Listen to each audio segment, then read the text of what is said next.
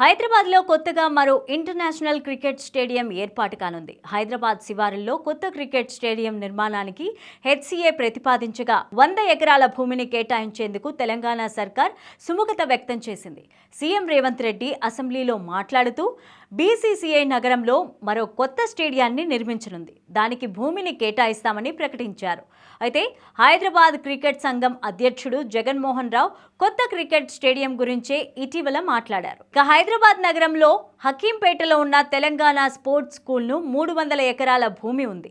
ఇందులో నుంచి 100 ఎకరాలను స్టేడియం కోసం కేటాయించాలని హెచ్సీఏ కోరింది. అయితే రేవంత్ సర్కారు మాత్రం ముచ్చెర్ల సమీపంలో బేగరి కంచా అనే ప్రాంతంలో స్టేడియం నిర్మాణం కోసం బీసీసీఐకి భూమిని కేటాయించాలని ప్రకటించింది. బేగరి కంచా ఏరియాలో 57 ఎకరాల్లో యంగ్ ఇండియా స్కిల్ యూనివర్సిటీ నిర్మాణం కోసం సీఎం రేవంత్ రెడ్డి బుధవారం భూమి పూజ నిర్వహించారు. ఈ సందర్భంగా ఆయన మాట్లాడుతూ బేగరి కంచా ప్రాంతాన్ని ఓ అధునాతన నగరంగా తీర్చిదిద్దుతామని ప్రకటించారు.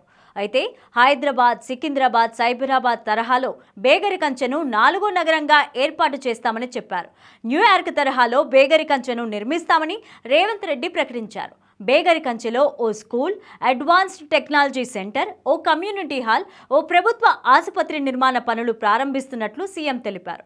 శంషాబాద్ ఎయిర్పోర్ట్ నుంచి బేగరి కంచెకు మెట్రో రైలు తీసుకొస్తామని రేవంత్ ప్రకటించారు. అయితే హైదరాబాద్ నగరాన్ని నవాబులు కట్టించి ఉండొచ్చు, సికింద్రాబాద్ నగరాన్ని బ్రిటిషర్లు పాలించి ఉండొచ్చు, అయితే సైబరాబాద్ను చంద్రబాబు, రాజశేఖర్ రెడ్డి నిర్మించి ఉండొచ్చు.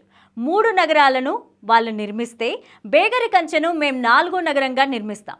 బేగరి కంచెను న్యూయార్క్ కంటే కూడా అధునాతన నగరంగా తీర్చిదిద్దుతాం, చూపిస్తామని చెప్పారు. అయితే టూరిజం హబ్గా, స్పోర్ట్స్ హబ్గా తీర్చిదిద్దుతాం.